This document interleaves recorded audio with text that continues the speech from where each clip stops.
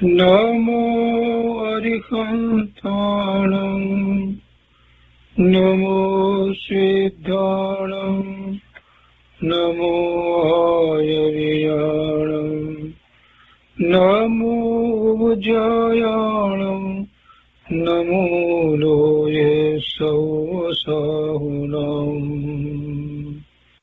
અસપંચનમોકારો સર્વપાવપનાશનો મંગલાણં ચ સૌવર્તે પરમં અવૈમંગલં અજ્ઞાનતિમિરંધાનાં જ્ઞાનાંજનશલાકયા ચક્ષુન્મીલિतं येन તસ્मै શ્રીગુરુવે નમઃ મુખાદિવ્યાકુક્ષિરત્નં શબ્દજિતવર્યાત્મજં શ્રીરાજચંદ્રયહું વંદે તત્વલોચનદાયકં પ્રભુતત્વલોચનદાયકં.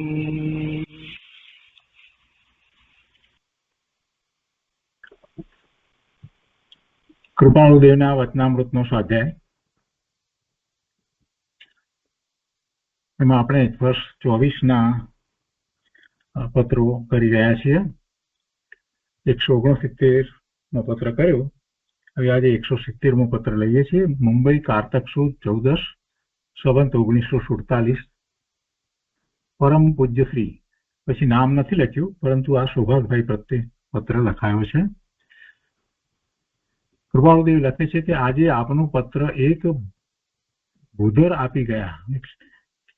એટલે સૌભાગભાઈનો પત્ર એ ભૂધરભાઈ કૃપાળુદેવને આપી ગયા. એ પત્રનો ઉત્તર લખતા પહેલા કંઈક પ્રેમ ભક્તિ સમેત લખવા ઈચ્છું છું. એટલે એ પત્રમાં જે વાત છે એનો ઉત્તર તો લખવો છે, પણ એના સિવાય કૃપાળુદેવને કંઈક વિશેષ લખવું છે. કેમ કે કૃપાળુદેવને સૌભાગભાઈ પ્રત્યે એક વિશેષ ભાવ હતો. એક પ્રકારે ધાર્મિક રીતે જેને સ્નેહ ભાવ કહીએ એવો ધાર્મિક રીતે સ્નેહ ભાવ હતો એમના પ્રત્યે. એમને વિનય પણ હતો, માન પણ હતું, અને સાથે ને સાથે એમને કૃપાળુદેવ માર્ગદર્શન પણ આપતા હતા. એટલે લખે છે કે વિશેષ કંઈક વાત લખવી છે, પ્રેમ ભક્તિ સમેત કંઈક લખવા ઈચ્છું છું. કૃપાળુદેવ એમાં લખે છે કે આત્મા જ્ઞાન પામ્યો એ તો નિસંશય છે. ગ્રંથિ ભેદ થયો એ ત્રણેય કાળમાં સત્ય વાત છે. સર્વજ્ઞાનીઓએ પણ એ વાત સ્વીકારી છે. જો બે અપેક્ષાથી વાત છે, એક તો સામાન્ય દ્રવ્યશ્રુતના અભ્યાસ પછીથી જે વાત હોય અને જે માર્ગદર્શન હોય એ અપેક્ષાથી વાત છે. કોઈ પણ જીવને માટે જેમ અનંત જીવો મોક્ષે ગયા છે, સિદ્ધ થયા છે, તો બધા સમ્યક તો પ્રગટ કરી અને થયા છે, તો સમ્યક દર્શન થાય ત્યારે એવો ગ્રંથિ ભેદ થાય છે. એટલે કે મિથ્યાત્વની ગ્રંથિ ગળે છે અથવા તો છૂટે છે. એટલે એક વાત તો એ અપેક્ષાથી છે. પણ અહીંયા સાથે ને સાથે બીજી વાત એ રીતે છે કે કૃપાળુદેવની એવી દશા વર્તવી હતી, પોતાને ગ્રંથિ ભેદ થયો છે અને દ્રષ્ટિ સ્વરૂપ તરફ રહે છે. એટલે એ વાત એમને સૌભાગભાઈને લખી. એટલે જ અહીંયા પહેલા કહ્યું કે કંઈક પ્રેમ ભક્તિ સમેત લખવા ઈચ્છું છું. તો આ વાત એમણે લખવી છે. પોતાની એવી દશા થઈ છે એટલે આ વાત લખવી છે. અને આ વસ્તુનું સ્વરૂપ પણ એમ જ છે.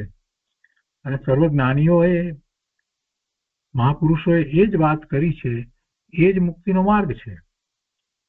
ત્રણેય કાળમાં એ વાત જ પરમ સત્ય છે કે જીવ આત્મજ્ઞાન પામે છે એટલે કે પોતાના જ્ઞાન સ્વભાવને એ અનુભવે છે. એમાં કોઈ સંશય નથી. અને ત્યારે જ એને એ જ વખતે જ પોતાથી બીજું બધું જુદું પડી જાય છે, ભિન્ન થઈ જાય છે, મિથ્યાત્વની ગ્રંથિ ગઈ એમ કહેવાય છે. એવું ભેદ જ્ઞાન થાય છે એ જ સમયે. અને એ ત્રણ કાળમાં સત્ય વાત છે. એટલે ભૂતકાળમાં એમ થયું છે, વર્તમાનમાં પણ જીવો એમ જ સમ્યક તો પ્રગટ કરી રહ્યા છે અને ભવિષ્યમાં પણ એમ જ હશે. સર્વજ્ઞાનીઓએ પણ એ વાત સ્વીકારી છે. હવે છેવટની નિર્વિકલ્પ સમાધિ આપણને પામવી બાકી છે, જે સુલભ છે. આ વાત તો છે. અને પાછી એમ લખે છે કે છેવટની નિર્વિકલ્પ સમાધિ આપણને પામવી બાકી છે. એટલે એમાં સુભાગભાઈને પણ એમણે સમાવી લીધા, પોતાને અને સુભાગભાઈને બંનેને એમાં સમાવી લીધા કે એ છેવટની નિર્વિકલ્પ સમાધિ આપણે પામવી બાકી છે. અને પછી કહે છે કે જે સુલભ છે, કેમ કે ગ્રંથિભેદ થયો છે, મિથ્યાત્વની ગાંઠ ગઈ છે, એટલે હવે એ સુલભ છે. અને તે પામવાનો હેતુ પણ એ જ છે કે કોઈ પણ પ્રકારે અમૃત સાગરનું અવલોકન કરતા અલ્પ પણ માયાનું આવરણ બાદ કરે નહીં, એવી નિર્વિકલ્પ સમાધિ આપણને પામવી બાકી છે, પણ એ સુલભ છે. અને તે પામવાનું કારણ શું, એ કેમ જરૂરી, તો કે છે કે એ પામવાનો હેતુ પણ એ જ છે કે કોઈ પણ પ્રકારે અમૃત સાગરનું અવલોકન કરતા પોતાના આત્મામાંથી આવતા આનંદ અનુભવતા અલ્પ પણ માયાનું આવરણ વચ્ચે નડે નહીં, બાદ કરે નહીં. અને એ અમૃત સાગરનું અવલોકન એ સુખમય છે. એટલે કહે છે કે અવલોકન સુખનું અલ્પ પણ વિસ્મરણ થાય નહીં, સુખની અનુભૂતિ થાય અને એનું જરાય વિસ્મરણ પણ ન થાય, એવું ને એવું જ રહે સ્મરણમાં, એવું ને એવું જ રહે. એનો અર્થ એ થયો કે દ્રષ્ટિ ત્યાં જ રહે, તો જ એ રીતે વિસ્મરણ ન થાય, એવું ને એવું રહે. ભલે નિર્વિકલ્પ દશા એ વખતે ન હોય તો પણ એ જ વાત હોય, જે અનુભવાયું છે એનો જ વિકલ્પ, બીજો કોઈ વિકલ્પ નહીં. અનુભવ કર્યા પછીની સવિકલ્પ દશાની અંદર પોતાને જે અનુભવાયું છે એના સંબંધી જ વિચારણા હોય, એના સંબંધી જ આગળ ચિંતન વગેરે હોય, બીજી કોઈ વાત હોય જ નહીં. અને એમ એ વિસ્મરણ ન થાય, અને પછી એની જ રુચિ રહ્યા કરે. એટલે આગળ લખે છે કે તુહી વિના બીજી રટણા રહે નહીં. તુહી પોતે જ, પોતાનો જ, પોતે જ, એના વિના બીજું કોઈ રટણ રહે નહીં. માઇક એક પણ ભયનો, મોહનો, સંકલ્પનો કે વિકલ્પનો અંશ રહે નહીં. માઇક એટલે આ લૌકિક, લૌકિક એક પણ ભયનો, મોહનો, લૌકિક મોહનો કે એના સંબંધીના કોઈ સંકલ્પનો કે વિકલ્પનો અંશ રહે નહીં. એ એકવાર જો યથાયોગ્ય આવી જાય તો પછી ગમે તેમ પ્રવર્તાય, ગમે તેમ બોલાય, ગમે તેમ આહાર વિહાર કરાય, તથાપિ તેને કોઈ પણ જાતની બાધા નથી. જો અહીંયા ગમે તેમનો અર્થ એમ ના કરવો કે સ્વચ્છંદે થાય એવો અર્થ નથી થતો. ગમે તેમ એટલે પછી એ તરફ કોઈ રુચિપૂર્વક, ઈચ્છાપૂર્વક બધું થાય, ગોઠવીને કાંઈ થાય એવું ન હોય. બોલાય તો આમ ગોઠવીને અમુક રીતે જ બોલાય, કે અમુક રીતે જ આહાર વિહાર જ કરાય, કે એવી રીતે જ પ્રવર્તાય, એમ ન હોય, પણ સહજ હોય, જે થાય છે તે થાય છે એમ ગમે તેમ. એવું થયા પછીથી કે છે કે પછી ગમે તેમ પ્રવર્તાય, ગમે તેમ બોલાય, ગમે તેમ આહાર વિહાર કરાય. જે આહાર વિહારમાં ગમે તેવો આહાર વગેરે તો ન હોય, પણ એની કોઈ રીતે એવો કોઈ વિશિષ્ટ નિયમ કરીને અમુક રીતે એમ ન હોય. તથાપિ તેને કોઈ પણ જાતની બાધા નથી. એવું થાય તો પણ કોઈ બાધા આવે નહીં. કેમ કે દ્રષ્ટિ સ્વરૂપ તરફ રહે છે, અનુભૂતિ થઈ છે, પોતે કોણ છે એ વાત હવે સ્પષ્ટ છે. અને અંદરમાંથી એ જ ભાવ જયારે ઉપડ્યો છે, બસ હું,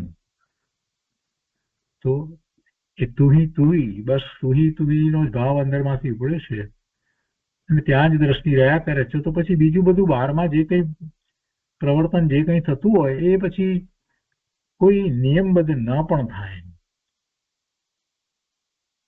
પણ છતાંય એમાં કઈ કોઈ પાપની પ્રવૃત્તિ થાય એવો કહેવાનો આશય નથી. એમ તો એ પૂરેપૂરી સમિતિપૂર્વક જ હોય. એટલે એ વાત કરી છે અહીંયા કે એ તરફ નો કોઈ વિશેષ ગોઠવીને કોઈ પણ પ્રકારનો ભાવ રાખી અને એવું કઈ પ્રવર્તન ન હોય, સંકલ્પ વિકલ્પ કે કોઈ પણ જાતનું એવું કઈ હોય નહીં. તો પણ કોઈ જાતની બાધા આવે નહીં, એટલે પોતાને આત્માના અનુભવમાં કોઈ વિક્ષેપ પડે નહીં. આત્માના અનુભવને માટે અમુક રીતે જ વિહાર, અમુક રીતે જ આહાર કે અમુક રીતે જ બોલાય એની જરૂર નથી. એ વાત અહીંયા કૃપાળુ દેવે કહી દીધી. એવી અનુભૂતિ થયા પછીથી અમુક રીતે જ બોલવું જોઈએ, અમુક રીતે આહાર ને અમુક રીતે વિહાર વગેરે અમુક એમ કઈ હોતું નથી. કેમ કે દ્રષ્ટિ જયારે સ્વરૂપ તરફ રહે છે તો આ બીજું બધું જે છે ગૌણ થઈ જાય છે. પરમાત્મા પણ તેને પૂછી શકનાર નથી. પરમાત્મા ક્યાં પૂછે છે આમે?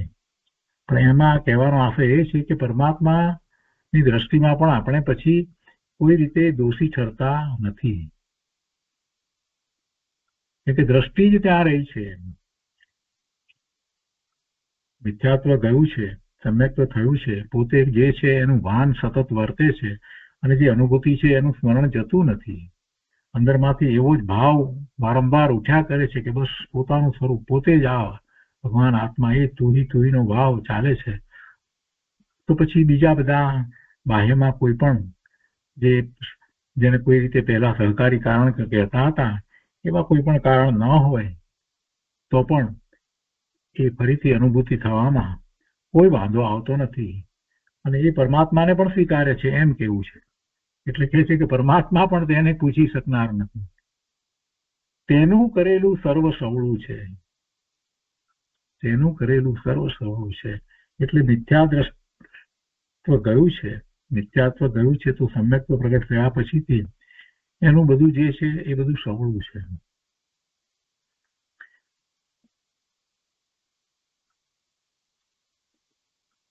આવી દશા પામવાથી પરમાર્થ માટે કરેલો પ્રયત્ન સફળ થાય છે અને એવી દશા થયા વિના પ્રગટ માર્ગ પ્રકાશવાની પરમાત્માની આજ્ઞા નથી એમ મને લાગે છે. હવે પોતાની વાત મૂકી કે પોતાની એવી ઉત્કૃષ્ટ દશા ન થાય ત્યાં સુધી એમને માર્ગ પ્રકાશવો નહીં એમ પરમાત્માની ઈચ્છા છે. એટલે કે પરમાત્માની એ માર્ગને પ્રકાશવા માટે અમને આજ્ઞા નથી એવું અમને લાગે છે એમ કહેવાનો આશય છે. જ્યાં સુધી એવી દશા ન થાય ત્યાં સુધી માર્ગ પ્રકાશવા માટે પરમાત્માની આજ્ઞા નથી એમ મને લાગે છે. માટે દ્રઢ નિશ્ચય કર્યો છે કે એ દશાને પામી પછી પ્રગટ માર્ગ કહેવો, પરમાર્થ પ્રકાશવો, ત્યાં સુધી નહીં. એ દશાને પામી અને પછી માર્ગ પ્રકાશવો, એ પહેલા નહીં.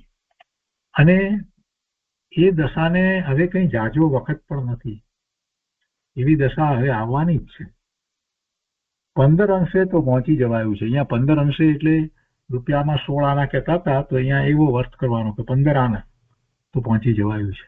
16 એટલે પૂરેપૂરું, રૂપિયાના આના 16 કહેતા હતા એટલે 15 આના વાત થઈ ગઈ છે. હવે શું એક આનું બાકી રહ્યું, જરાક જ બાકી રહ્યું છે. 15 અંશે તો પહોંચી જવાયું છે. નિર્વિકલ્પતા તો છે જ, પરંતુ નિવૃત્તિ નથી. પોતે નિર્વિકલ્પમાં એટલે કે નિર્વિકલ્પ ધ્યાનમાં તો વારે વારે જાય છે, નિર્વિકલ્પ તો થાય છે, પરંતુ નિવૃત્તિ નથી. કૃપાળુદેવની દશા અદભુત હતી. 5મું ગુણસ્થાન, સામાન્ય રીતે 5મા ગુણસ્થાનની દશામાં વચ્ચે ગાળો ઘણો પડતો હોય અનુભૂતિનો. કૃપાળુદેવને કંઈક વિશેષ શુદ્ધિ હતી અને એમને એ ગાળો બહુ ઓછો પડતો હતો. એટલે વારંવાર પોતે પોતાના સ્વરૂપને અનુભવતા હોય એ જાતની વાત આપણને એમના લખાણમાંથી પ્રાપ્ત થાય છે. એટલે કહે છે કે નિર્વિકલ્પતા તો છે જ, પરંતુ નિવૃત્તિ નથી. હજી જેવી જોઈએ એવી નિવૃત્તિ નથી. વેપારમાં હતા એટલે નિવૃત્તિ હોય તો બીજાના પરમાર્થ માટે શું કરવું તે વિચારી શકાય. ત્યાર પછી ત્યાગ જોઈએ અને ત્યાર પછી ત્યાગ કરાવવો જોઈએ. નિવૃત્તિ ને પછી બીજાના પરમાર્થ માટે વિચારી અને બધી વાત કરવી જોઈએ. પણ એની પહેલા પણ એક બીજી વાત પણ એમણે મૂકી, ત્યાર પછી ત્યાગ જોઈએ અને ત્યાર પછી ત્યાગ કરાવવો જોઈએ. પોતાને પણ ત્યાગ હોય અને બીજાને પણ ત્યાગ કરાવે. આગળ કહે છે કે મહાન પુરુષોએ કેવી દશા પામી માર્ગ પ્રકાશ્યો છે, શું શું કરીને માર્ગ પ્રકાશ્યો છે. એટલે કેવો પુરુષાર્થ કરી અને એ દશા પ્રગટ કરી અને પછી માર્ગ પ્રકાશ્યો છે. શું શું કરીને માર્ગ પ્રકાશ્યો છે. એમને કઈ માર્ગ પ્રકાશ્યો છે મહાપુરુષોએ એમ તો છે નહીં. અને એ વાતનું આત્માને સારી રીતે સ્મરણ રહે છે. તીર્થંકર ભગવાનનો વિચાર કરવામાં આવે તો આપણને પણ એ વાત ખ્યાલમાં આવે કે તીર્થંકર ભગવાન ગૃહસ્થાશ્રમમાં છે, પછી જે દીક્ષા લે છે તેમને કોઈ ગુરુ નથી હોતા, બસ દીક્ષા લે છે અને પછી મૌન થઈ જાય છે. દેશના આપતા નથી, કોઈ ઉપદેશ આપતા નથી, પોતે મૌન જ રહે છે. પોતાની સાધના, ઉત્કૃષ્ટ સાધનામાં જ એ રત રહે છે. એટલે કોઈ ઉપદેશ આપતા નથી, કેમ કે તીર્થંકર નું દ્રવ્ય છે અને એમના થકી માર્ગનું પ્રકાશન થશે ત્યારે તો પૂર્ણ દશા પ્રાપ્ત કરી શકાય એવા માર્ગનું પ્રકાશન થવાનું છે. એટલે હજી છદ્મસ્ત અવસ્થાની અંદર જ્યાં સુધી એમને કેવળ જ્ઞાન નથી થયું તો એ દશા, એ છદ્મસ્ત અવસ્થા, જ્ઞાનાવરણી દર્શનાવરણી કર્મના હજી ઉદયો છે તો એવી દશા છે. એટલે છદ્મસ્ત અવસ્થા, તો છદ્મસ્ત અવસ્થામાં ભગવાન ઉપદેશ આપતા નથી. એમને જયારે પૂર્ણ દશા થાય છે પછી તો પોતાના સ્વરૂપને વિશે સ્થિર થઈ જાય છે કેવળ જ્ઞાન પ્રગટ થયા પછીથી. તો હવે એમને ક્યાં એવો વિકલ્પ આવે કે પોતે ઉપદેશ આપે. હવે તો કોઈ એવો વિકલ્પ ઉઠતો જ નથી, સ્વરૂપમાં સ્થિર થયા છે. પણ પૂર્વે જે કર્મ બાંધ્યું હતું ને, તીર્થંકર નામ કર્મની પ્રકૃતિ, તો એને લીધે એ નામ કર્મની પ્રકૃતિ છે, શરીરની પ્રકૃતિ કહેવાય એક અપેક્ષા. એને 93 પ્રકૃતિ નામ કર્મની પ્રકૃતિ છે, એમાં એક તીર્થંકર નામ કર્મની પ્રકૃતિ જેથી એમણે બાંધી હતી. એટલે હવે એ શરીરમાંથી જ એ ઓમકાર ધ્વનિ છૂટે છે. પોતે કઈ ઈચ્છા કરીને કરે છે એવું નથી હોતું, એ નામ કર્મની પ્રકૃતિને કારણે. હવે દિવ્ય ધ્વનિ ઓમકાર ધ્વનિ છૂટે છે અને જે શરીરમાંથી છૂટે છે એ શરીર સાથે એ સર્વજ્ઞ પરમાત્મા રહ્યા છે. એટલે એમાં જે વાત આવે છે એ પૂર્ણ જ્ઞાનની જ વાત હોય છે. દિવ્ય ધ્વનિ દ્વારા એટલે જ જીવો જ્ઞાન પ્રકાશ પામે છે. તો આ વાતનો આપણે પણ વિચાર કરીએ તો આપણને ખ્યાલ આવે છે કે પ્રભુ પોતાની પૂર્ણ દશા થયા પછીથી એમની દિવ્ય ધ્વનિ છૂટે છે અને એટલે લોકોને માટે વધારે કલ્યાણનું કારણ થાય છે. તો મહાપુરુષોએ પણ ઘણાએ એમ જ કર્યું છે. પોતાની દશા એવી જ્યાં સુધી નથી થતી, ઉત્કૃષ્ટ દશા, ત્યાં સુધી એવા મહાપુરુષોએ ઉપદેશ નથી આપ્યા. પોતાની સાધના વધારી છે અને પોતાની શુદ્ધિની વૃદ્ધિ ઘણી કરી છે અને તે પછીથી જ ઉપદેશ આપ્યા છે. એટલે એ વાત કૃપાળુદેવના લક્ષમાં પણ છે. એટલે કહે છે કે મહાન પુરુષોએ કેવી દશા પામી માર્ગ પ્રકાશ્યો છે, શું શું કરી અને માર્ગ પ્રકાશ્યો છે, એ વાતનું આત્માને સારી રીતે સ્મરણ રહે છે અને એ જ પ્રગટ માર્ગ કહેવા દેવાની ઈશ્વરી ઈચ્છાનું લક્ષણ જણાય છે. તો એવો જ માર્ગ પ્રકાશવા માટેની પ્રભુની ઈચ્છા હોય એમ અમને લાગે છે. એટલે અમને પણ અમારી એવી ઉત્કૃષ્ટ દશા થાય ત્યારે પછી માર્ગ પ્રભાવના કરવાનો વિકલ્પ આવે એમ લાગે છે. અને કહે છે આગળ પણ કે આટલા માટે હમણાં તો કેવળ ગુપ્ત થઈ જવું જ યોગ્ય છે. એક અક્ષરે એ વિશે વાત કરવા ઈચ્છા થતી નથી. આપની ઈચ્છા જાળવવા ક્યારેક ક્યારેક પ્રવર્તન છે. સુભાગભાઈ આ બધું હોવા છતાં સુભાગભાઈ પ્રત્યે કંઈક લખવાનું એમને મન થાય. એટલે કહે છે કે એવું પ્રવર્તન ક્યારેક ક્યારેક છે. કેમ કે સુભાગભાઈની ઈચ્છા એવી હતી કે કૃપાળુદેવનો સતત સમાગમ રહે, પ્રત્યક્ષ નહીં તો પત્ર દ્વારા પણ રહે. એટલે એ વાત તો કૃપાળુદેવ જાણતા હતા, એટલે કહે છે કે આપની ઈચ્છા જાળવવા ક્યારેક ક્યારેક પ્રવર્તન છે, અથવા ઘણા પરિચયમાં આવેલા યોગ પુરુષની ઈચ્છા માટે કંઈક અક્ષર ઉચ્ચાર અથવા લેખ કરાય છે. એવા ધર્મી જીવો એમના ફોલોઅર્સ કેટલાક હતા, અંબાલાલભાઈ જેઠાભાઈ વગેરે, તો એમને માટે, ત્રિભુવનભાઈ વગેરે, એમને માટે પણ એમ કે એ પરિચયમાં આવેલા યોગ પુરુષની ઈચ્છા માટે, એવા પાત્ર પુરુષ ઈચ્છા માટે કંઈક અક્ષર ઉચ્ચાર અથવા લેખ કરાય છે. બાકી સર્વ પ્રકારે ગુપ્તતા કરી છે. અજ્ઞાની થઈને વાસ કરવાની ઈચ્છા બાંધી રાખી છે. અરે પ્રભુ, આપ કૃપાળુદેવ આવી વાત કરે છે કે અજ્ઞાની થઈને વાસ કરવાની, અજ્ઞાની થઈને રહેવું એવી ઈચ્છા બાંધી રાખી છે કે બસ જાણે કે આપણે જ્ઞાની નથી એમ રહેવું, એમ. એટલે માર્ગ પ્રકાશવાની અપેક્ષાથી, આમ તો પોતે તો જ્ઞાન સ્વભાવિક ભગવાન આત્મા છે એમ જ પ્રવર્તન ચાલે છે, પણ એમ કે છે અજ્ઞાની થઈને વાસ કરવાની ઈચ્છા બાંધી રાખી છે.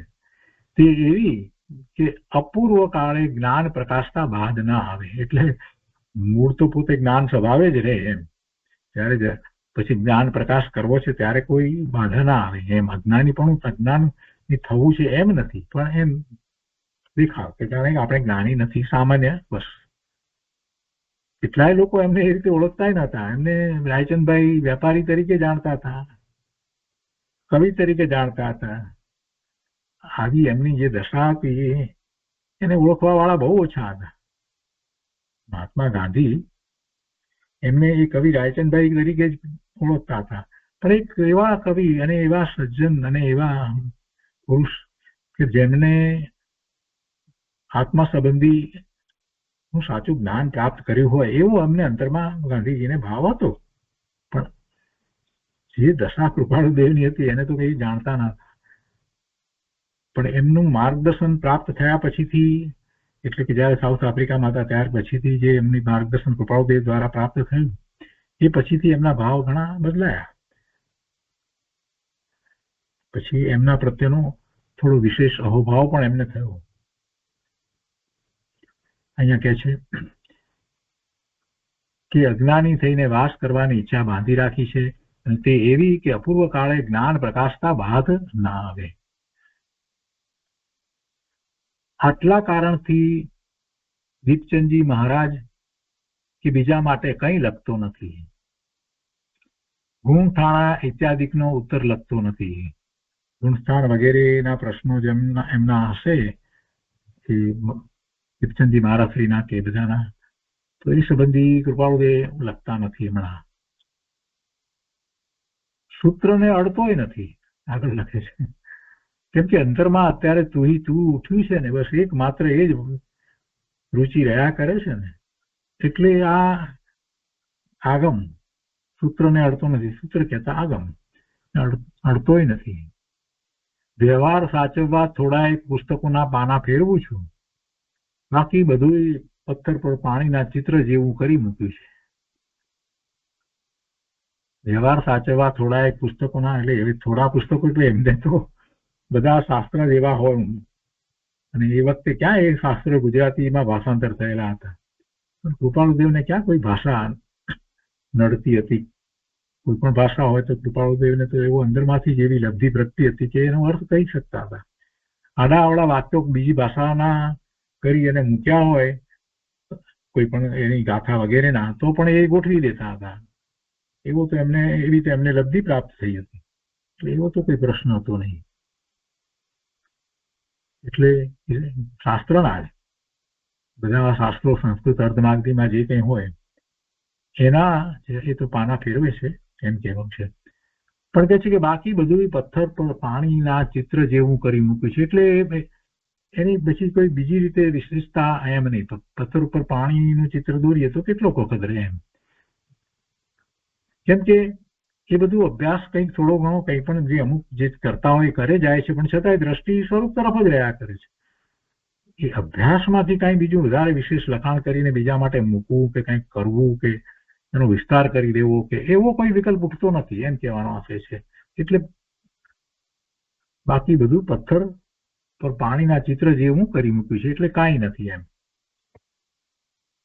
તન્મય આત્મયોગમાં પ્રવેશ છે, ત્યાં જ ઉલ્લાસ છે, ત્યાં જ યાચના છે અને યોગ છે. મન, વચન અને કાયા બહાર પૂર્વ કર્મ ભોગવે છે, પણ એમની દ્રષ્ટિ તો ત્યાં જ છે. તન્મય આત્મયોગમાં પ્રવેશ છે, આત્માને વિશે જ જોડાણ થયું છે, તેમાં જ તન્મય રહે છે, ત્યાં જ ઉલ્લાસ છે અને એની જ રુચિ છે. એટલે કે છે કે ત્યાં જ યાચના છે, બીજી કોઈ વસ્તુની યાચના નથી, પોતાનું સ્વરૂપ. અને યોગ છે, મન, વચન અને કાયા એ બહાર પૂર્વ કર્મ ભોગવે છે, એટલે એ તો બધું છે તો છે. વેદોદયનો નાશ થતા સુધી વેદ, પુરુષ વેદ એનો ઉદય છે ને, વેદોદયનો નાશ થતા સુધી ગ્રહવાસમાં રહેવું યોગ્ય લાગે છે. પરમેશ્વર ચાહીને વેદોદય રાખે છે, કારણ પંચમ કાળમાં પરમાર્થની વર્ષા ઋતુ થવા દેવાની તેની થોડી જ ઈચ્છા લાગે છે. આ પ્રકારના વાક્યો કેટલીક જગ્યાએ કૃપાળુદેવે લખ્યા છે. પરમેશ્વર ચાહીને વેદોદય રાખે છે. શું કૃપાળુદેવ નથી જાણતા કે કોઈ પરમેશ્વર તમને વેદોદય, વેદનો ઉદય, વેદ તમારો જે વેદ છે, પુરુષ વેદ, સ્ત્રી વેદ કે નપુંસક વેદ જે છે, તો એની દ્રષ્ટિ રખાવે? ભગવાન કાંઈ એવી દ્રષ્ટિ થોડા રખાવે છે. પણ કહેવાનો આશય એ છે કે એ એવું છે, એટલું અઘરું છે કે વેદનો ઉદય જે છે એનાથી પણ રહિત થઈ જવું. મનુષ્ય છે અને પુરુષ વેદ છે, તો એ વાત પણ પછી રહેવી નહીં, એવી અદભુત દશા. પોતે શુદ્ધ આત્મા જ સતત 24 કલાક શુદ્ધ આત્મા જ રહે, એવી દશા થાય ને ત્યારે એમ કહેવાય કે વેદોદય નો નાશ થયો. એવી દશા કૃપાળુદેવ ઈચ્છે છે કે વેદોદયનો નાશ થતા સુધી ગૃહવાસમાં રહેવું યોગ્ય લાગે છે. પરમેશ્વર ચાહીને વેદોદય રાખે છે, કારણ પંચમ કાળમાં પરમાર્થની વર્ષા ઋતુ થવા દેવાની તેની થોડી જ ઈચ્છા લાગે છે. પરમાર્થની વર્ષા ઋતુ થવા દેવાની એટલે વર્ષા ઋતુમાં તો ખૂબ વર્ષા થાય ને, પાણી થઈ જાય, જળબંબાકાર થઈ જતા હોય છે. એવો પરમાર્થ ની વર્ષા થવી, પરમાર્થનો જળબંબાકાર થઈ જવો, પરમાર્થની બધી વાત એટલું બધું થઈ જવું, એવું પંચમ કાળમાં ક્યાં હોય છે? નથી હોતું. એટલે બીજી રીતે કહીએ તો જીવોના પુણ્ય એટલા નથી હોતા. ભગવાન જયારે હોય છે ત્યારની વાત આખી જુદી છે. દિવસમાં 3 વાર દિવ્ય ધ્વનિ છૂટતા હોય, સમોસરણમાં એવી અદભુત દશા વર્તી હોય છે, એવો કાળ વર્તતો હોય અને જીવો પોતાના કલ્યાણ માટે થઈને પ્રભુના સમોસરણમાં દોડીને ચાલ્યા જતા હોય, 3 વખત એમ ચાલ્યા જતા હોય, ત્યાં જ બેસી રહેતા હોય, કેટલાક તો દીક્ષા લઈ અને 43 પુરુષાર્થ ઉપાડી લેતા હોય, એવી બધી અદભુત દશા. એ જે કાળ જે છે એમાં એમ કહેવાય કે પરમાર્થની વર્ષા ઋતુ થઈ છે, કે પરમાર્થની જે ઋતુ આવી ગઈ છે, પરમાર્થ જ વરસી રહ્યા છે. પ્રભુની દિવ્ય ધ્વનિ જયારે હોય છે ત્યારે પરમાર્થ વરસી રહ્યો છે, પણ એવું પંચમ કાળના વિષય હોતું નથી. અને એમ નથી હોતું તો સામે જીવોના એવા કેટલા ઉત્કૃષ્ટ પુણ્ય પણ નથી હોતા. અને એટલે જ એમ કહેવાય, બીજી રીતે કહીએ તો જીવને પોતે મનુષ્ય છે અને પોતાનો આ વેદ છે એ વાત ઊંડે તો રહ્યા જ કરે છે. સમજ દ્રષ્ટિને પણ એ તો છે, એ વાત પણ ચાલી જાય એવી અદભુત અંતરંગ દશા થવી એ કોઈ સામાન્ય વાત નથી. અને કૃપાળુદેવ એની ભાવના ભાવી રહ્યા છે કે વેદોદયનો નાશ થતા સુધી ગૃહવાસમાં રહેવું યોગ્ય લાગે છે, એમ કે છે. અહીંયા આગળ કહે છે, તીર્થંકર જે સમજ્યા અને પામ્યા તે આ કાળમાં ન સમજી શકે અથવા ન પામી શકે તેવું કંઈ જ નથી. આ કાળમાં જે તીર્થંકર પરમાત્મા જે સમજ્યા એટલે જે એમને આત્મસાત થયું, એ આ કાળમાં ન સમજી શકાય કે આત્મસાત ન કરી શકાય એવું આત્માનું સ્વરૂપ નથી. પરંતુ એવી ઉત્કૃષ્ટ દશા અત્યારે પંચમ કાળને વિશે જીવોની નથી થતી, કેમ કે જીવોનો એવો પુરુષાર્થ ઉપડતો નથી. અને પુરુષાર્થ માટે એવો ઉપડવા માટેની બીજી રીતે જોઈએ તો જે એવા પુણ્યના ઉદયો અને એવા નિમિત્તો અને એ બધું પણ અત્યારે વર્તમાનમાં નથી. એટલે પંચમ કાળને વિશે જયારે સર્વજ્ઞ પરમાત્મા નથી, કેવળી પરમાત્મા નથી, અરે એવા જે અંગધારી પણ નથી, જેમને 12 અંગનું જ્ઞાન હોય એવા પણ નથી, તો એ વખતે કેવળ જ્ઞાનનો પુરુષાર્થ નથી થઈ શકતો. એ વાત બરાબર છે. પણ શ્રદ્ધા અપેક્ષાએ તો એમ છે, એવો અભ્યાસ થઈ શકે છે. શ્રદ્ધા અપેક્ષાએ એવી વાત છે કે એવું જ પોતાનું સ્વરૂપ છે એવો નિર્ણય થઈ શકે છે. એ વાત સમજાઈ જાય છે. સર્વજ્ઞતા ભલે પ્રગટ ન થાય, પણ સર્વજ્ઞતાનો અંશ પ્રગટે છે, તો એમાંથી સર્વજ્ઞતા પોતાને સમજાઈ જાય છે કે પોતાનો સ્વભાવ સર્વજ્ઞ સ્વભાવી છે. આ બધી વાત જે થઈ શકે છે એ અપેક્ષાથી કૃપાળુદેવે વાત લખી છે કે તીર્થંકર જે સમજ્યા અને પામ્યા તે આ કાળમાં ન સમજી શકે અથવા ન પામી શકે તેવું કંઈ જ નથી. એનો અર્થ ઊંધો ન કરવો કે તીર્થંકર ભગવાન કેવળ જ્ઞાન પ્રગટ કર્યું તો આ કાળમાં કેવળ જ્ઞાન પ્રગટ થઈ શકે એવું કૃપાળુદેવ માનતા હતા, એમ અર્થ નથી. કહેવાનો આશય એ છે કે જે શક્તિ રૂપે પડ્યું છે એ શક્તિ રૂપે જે પડેલું છે એની વ્યક્તતા થઈ શકે છે, એની વ્યક્તતા થઈ શકે છે. અને જે અંશે વ્યક્તતા થાય છે એની અંદર એનું પૂરેપૂરું કેવું છે એનો આભાસ તો સ્પષ્ટ થઈ જાય છે. જેમ બીજનો ચંદ્ર ઉગે છે તો એમાં પૂર્ણિમા દેખાઈ જાય છે આપણને કે પૂર્ણિમા આવી હશે, આટલો મોટો ચંદ્ર આ જ આકારે હશે. એ વાત બધા જ્ઞાની પુરુષોએ કહી છે. એટલે આ કાળમાં ન સમજી શકે અથવા ન પામી શકે તેવું કંઈ જ નથી. અને એ પામ્યા પછીથી વચ્ચે થોડાક ભવ થાય, 1-2 ભવ થાય અને પછી એ પામે પૂર્ણ દશા કેવળ જ્ઞાન પણ પ્રગટ કરે. કૃપાળુદેવે આ વાત લખી છે અને કહે છે કે આ નિર્ણય ઘણા વખત થયા કરી રાખ્યો છે. જો કે તીર્થંકર થવા ઈચ્છા નથી, પરંતુ તીર્થંકરે કર્યા પ્રમાણે કરવા ઈચ્છા છે. તીર્થંકર ભગવાને જે પુરુષાર્થ કર્યો છે એવો પુરુષાર્થ કરવાની અમારી ઈચ્છા છે. અને એવો પુરુષાર્થ થાય તો કેવળ જ્ઞાન થાય. તીર્થંકર થવાની ઈચ્છા એમ નથી, પણ તીર્થંકરે કર્યા પ્રમાણે કરવા ઈચ્છા છે. એટલી બધી ઉન્મત્તતા આવી ગઈ છે, તેને સમાવવાની શક્તિ પણ આવી ગઈ છે.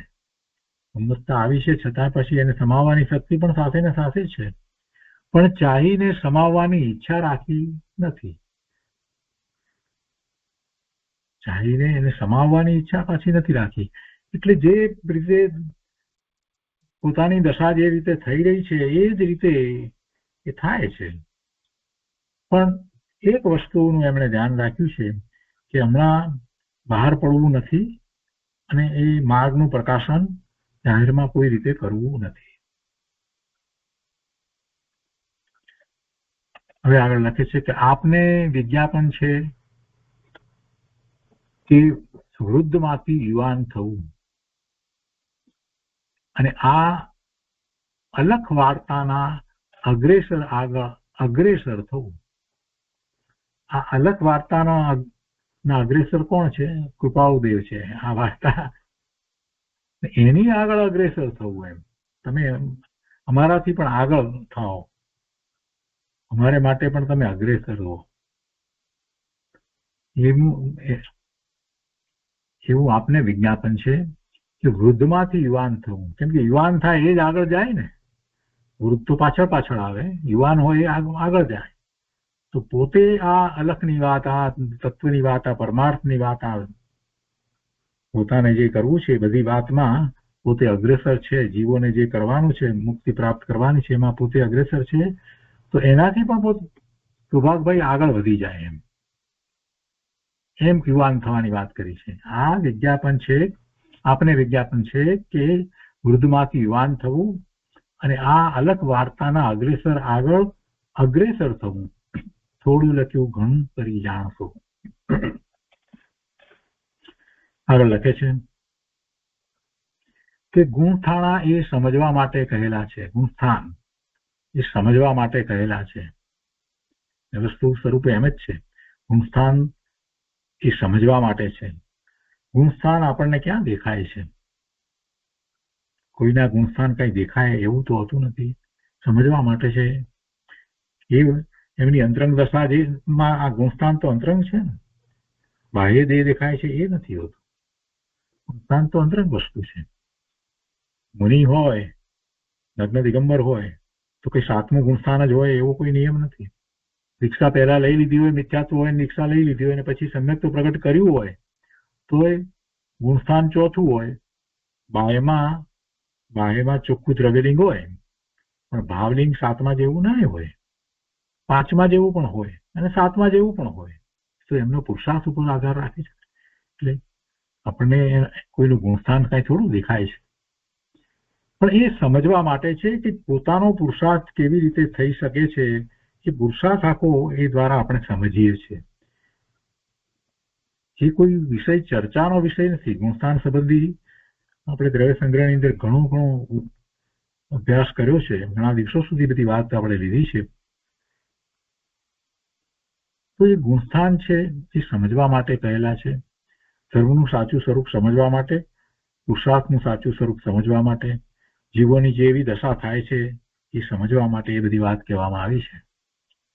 જે સાધક જીવ છે એની દશા કેવી હોય છે, કેવી રીતે એ આગળ વધે છે, એ બધી વાત એમાં સમજાવવામાં આવી છે. હવે કહે છે કે ઉપશમ અને ક્ષપક એ બે જાતની શ્રેણી છે. આપણે જાણીએ છીએ ઉપશમમાં પ્રત્યક્ષ દર્શનનો સંભવ નથી, ક્ષપકમાં છે. જો આ વાત કોઈ અપેક્ષાથી એમણે કરી છે, આપણે એને સમજવાની છે અપેક્ષાને. ઉપશમ શ્રેણીમાં એટલે અહીંયા ઉપશમ લીધું છે. ઉપશમમાં પ્રત્યક્ષ દર્શનનો સંભવ નથી, ક્ષપકમાં છે. ક્ષપક શ્રેણી ચડે છે ત્યારે એવો સંભવ છે.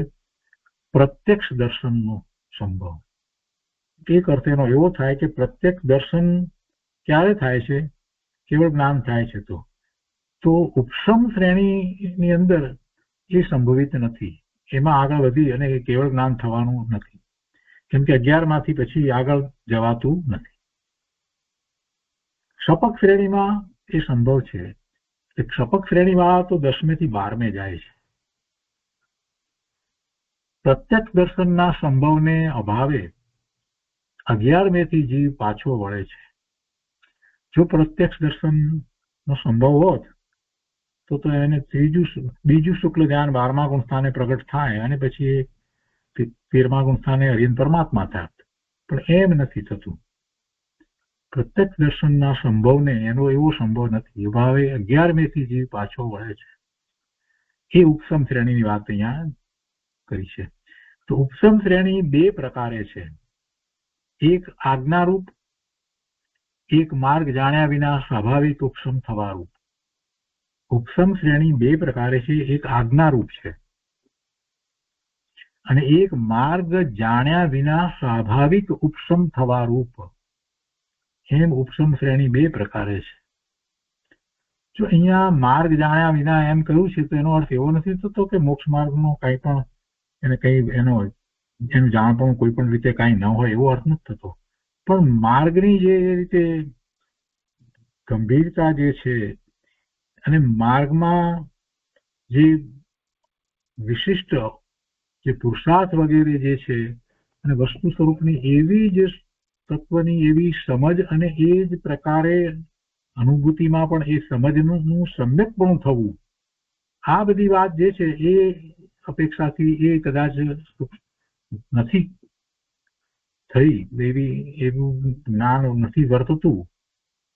તો એમ કહેવાય કે માર્ગ જાણ્યા વિના સ્વાભાવિક ઉપશમ થવારૂપ. સ્વાભાવિક ઉપશમ થાય. સ્વાભાવિક ઉપશમ થાય એટલે કે એટલા બધા પરિણામો મંદ કસાયના એ વખતે થાય છે સ્વાભાવિક ઉપશમ થાય છે. પોતે મોક્ષ માર્ગમાં તો છે જ, કેમ કે સમ્યક દર્શન વિના તો એવી દશા થતી નથી. એટલે એ વાત કરવી છે કે 11મે ગુણસ્થાને આવનાર છે એને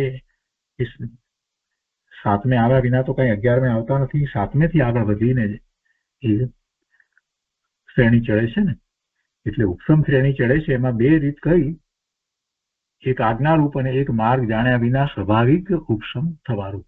હવે આજ્ઞારૂપને પણ આપણે સમજીએ કે આજ્ઞારૂપ પણ આજ્ઞા આરાધન સુધી પતિત થતો નથી. આજ્ઞા એટલે ભગવાનની આજ્ઞા એને આત્મસાત કરી છે, સ્વીકારી છે, અને એમ એ આજ્ઞામાં છે. એ તો કોની આજ્ઞા હોય? મુનિને આજ્ઞા કોની હોય? ભગવાનની આજ્ઞા હોય કે એવા ગણધર ભગવાનની આજ્ઞા હોય, અને એ આજ્ઞા પ્રમાણે એ પોતે પુરુષાર્થ કરતા હોય.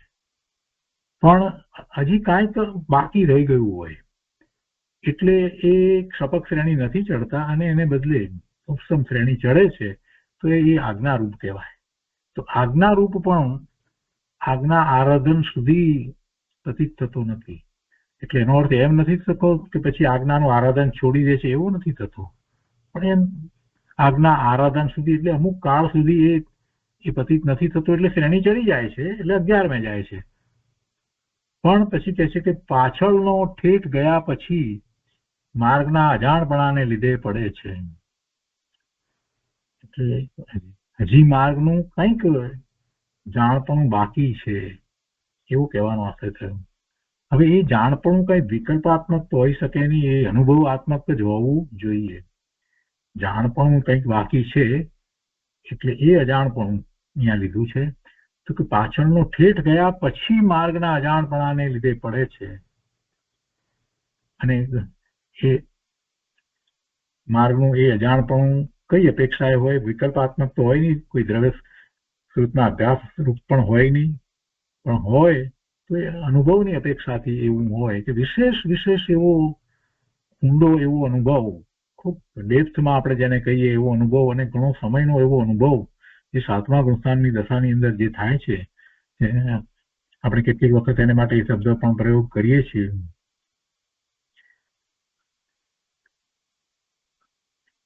કે એવો અનુભવ 7મા ગુણસ્થાનની એવી અદભુત દશા થઈ હોય છે કે જેમાંથી બહાર આવતાની સાથે ક્ષણવારમાં તો પાછા પોતે પોતાના સ્વરૂપને સ્પર્શી ગયા છે. એવું પ્રચુર સ્વસંવેદન, એ શબ્દ પ્રયોગ આપણે કરીએ છીએ. તો એવો પ્રચુર સ્વસંવેદનનો ઘણો અનુભવ કદાચ ન હોય, એમ એ જ્ઞાનનું એટલે એમ એ અજાણપણું હોય, તો એને લીધે એ પડે છે એટલે કે ત્યાંથી પાછા પડે છે 11મેથી પાછા, કેમ કે ઉપસમ શ્રેણી ચડે છે એટલે. અને પછી કહે છે, આ માટે વાત કૃપાળુદેવ કહે છે કે આ નજરે જોયેલી આત્માએ અનુભવેલી વાત છે. કોઈ શાસ્ત્રમાંથી નીકળી આવશે, આ શાસ્ત્રમાંથી પણ આ વાત મળશે જ ને. પણ અમે આ નજરે જોયેલી આત્માએ અનુભવેલી વાત છે. કોઈ શાસ્ત્રમાંથી નીકળી આવશે, ન નીકળે તો કઈ બાદ નથી. તીર્થંકરના હૃદયમાં આ વાત હતી એમ અમે જાણ્યું છે. ભગવાનના શિષ્ય હતા ને પોતે, એટલે એમને એ વાત પ્રાપ્ત ત્યાંથી થઈ છે. અને એ વાત અહીંયા કૃપાળુદેવે મૂકી છે કે આમ હોય છે. ઉપસમ શ્રેણીની વાત સમજાવી છે. હવે આગળ કહે છે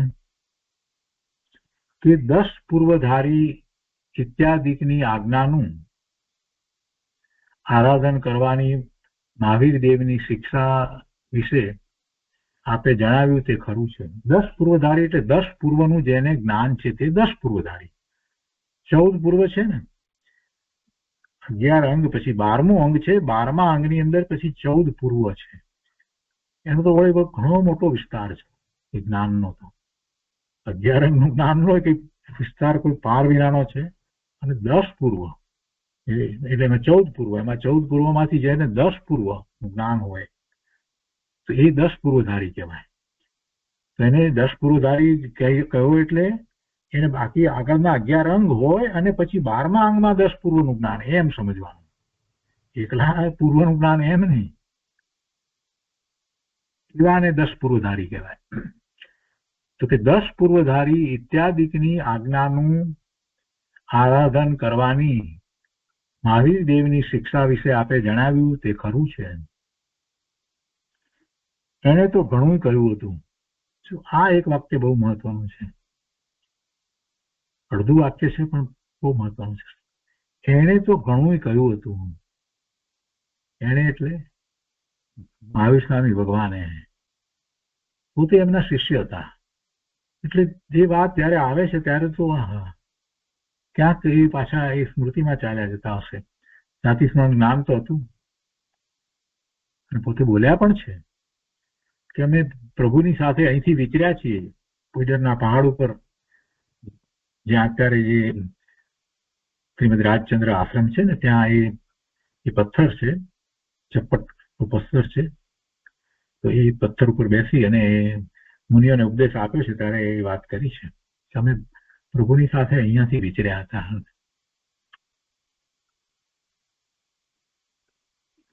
કે છે કે 10 પૂર્વધારી ઇત્યાદિકની આજ્ઞાનું આરાધન કરવાની મહાવીર દેવની શિક્ષા વિશે આપે જણાવ્યું તે ખરું છે. એને તો ઘણું કહ્યું હતું પણ રહ્યું છે થોડું, અને પ્રકાશક પુરુષ ગૃહસ્થાવાસમાં છે. એને પ્રકાશ કરી શકે, એનો પ્રકાશ કરી શકે એવા પુરુષ એટલે કૃપાળુદેવ પોતે એ અત્યારે ગૃહસ્થાવાસમાં છે, મુનિદશામાં નથી. જો મુનિદશા હોત અત્યારે તો કઈક વાત જ ઓર હોત. અને પછી એ પોતાની વાત લીધી છે અને બીજા પણ એ પ્રમાણે કોઈ કરશે એમના ખ્યાલમાં, એટલે એ બીજાને પણ લાગુ પડે છે.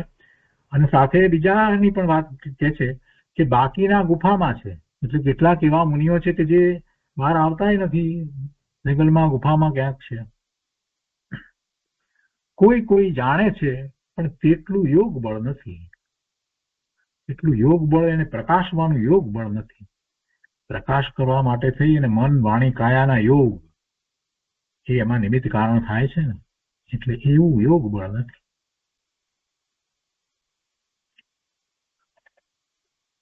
આગળ કહે છે કે કહેવાતા આધુનિક મુનિઓનો સૂત્રાર્થ શ્રવણને પણ અનુકૂળ નથી. સૂત્ર લઈ ઉપદેશ કરવાની આગળ જરૂર પડશે નહીં. સૂત્ર અને તેના પડખા બધાએ જાણ્યા છે.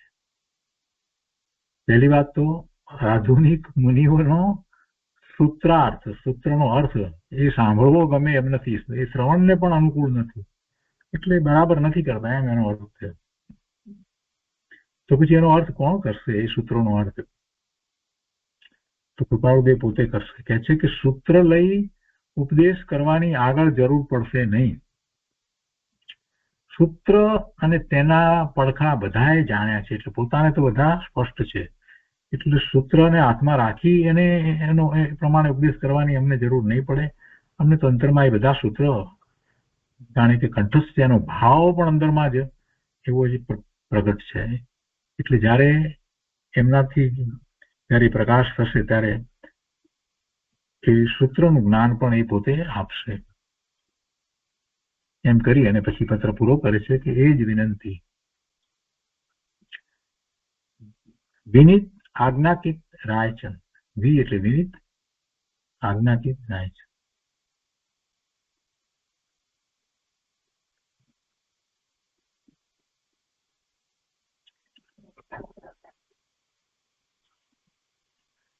વિનિત એટલે જે વિનયવંત વર્તે છે એવા વિનિત એવો અહીંયા તો અર્થ થાય છે. એવા આજ્ઞાકિત રાયચંદ એમ અર્થ કર્યો છે.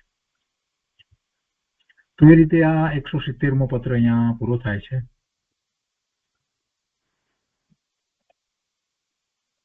એ પછી 171મો પત્ર છે એ આપણે લઈએ છીએ. અંબાલાલભાઈ પ્રત્યે લખાયો છે, નાનો પત્ર છે. મુંબઈ કારતક સુદ 14 દિવસે લખ્યો છે, બુધવાર, સંવત 1947. સુગ્નભાઈ શ્રી અંબાલાલ ઇત્યાદિ એટલે બીજા હોત ને, ખંભાત. શ્રી મુનિનું આ સાથે પત્ર બીડ્યું છે તે તેમને સંપ્રાપ્ત કરશો.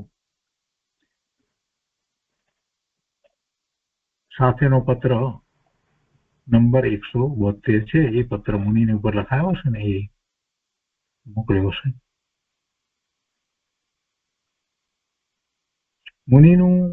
શ્રી મુનિનું આ સાથે પત્ર બીડ્યું છે તે તેમને સંપ્રાપ્ત કરશો એટલે એમને પહોંચાડશો. નિરંતર એક જ શ્રેણી વર્તે છે, હરિકૃપા પૂર્ણ છે. નિરંતર એક જ શ્રેણી વર્તે છે. કઈ શ્રેણી વર્તે છે? આત્માની જ શ્રેણી વર્તે છે. હરિકૃપા પૂર્ણ છે. પોતાના આત્મા સાથેનું વારંવાર અનુભૂતિ રૂપ થવું એવી કૃપા, એ હરિકૃપા, એને હરિકૃપા કહી છે.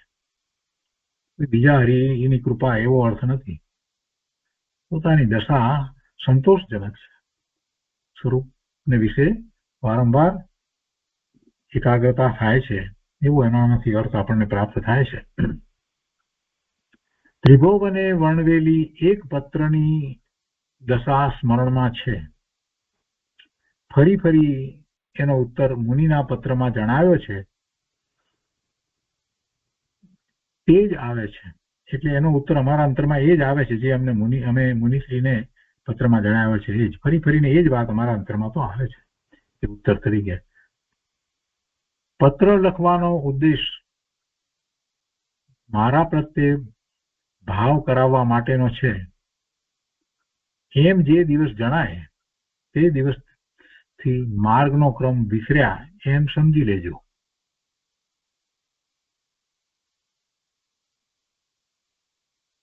મુનિશ્રીના પત્રમાંથી એ જ વાત તમને પ્રાપ્ત થશે અને એ જ અમને ઉત્તર જણાય છે. એ વાત તો પૂરી કરી.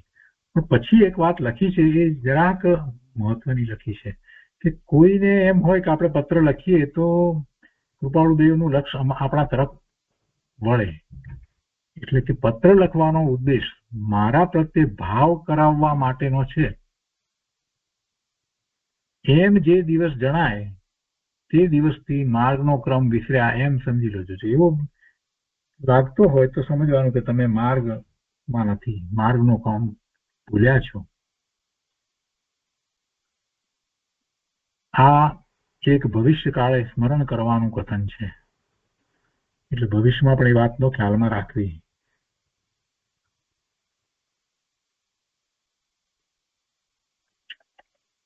સત્શ્રદ્ધા પામીને જે કોઈ તમને ધર્મ નિમિત્તે ઈચ્છે તેનો સંગ રાખો. સત્શ્રદ્ધા પામીને જે કોઈ તમને ધર્મ નિમિત્તે ઈચ્છે તેનો સંગ રાખો. એટલે બીજા પણ તમને ધર્મ માટે કાંઈ પણ તમારો સંગ ઈચ્છતા હોય તો એનો સંગ રાખો.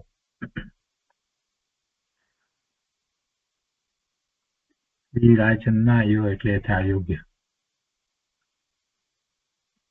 એ રીતે આ 171મો પત્ર થયો. તો આજનો સ્વાધ્યાય આપણે અહીંયા સુધી રાખીએ છીએ.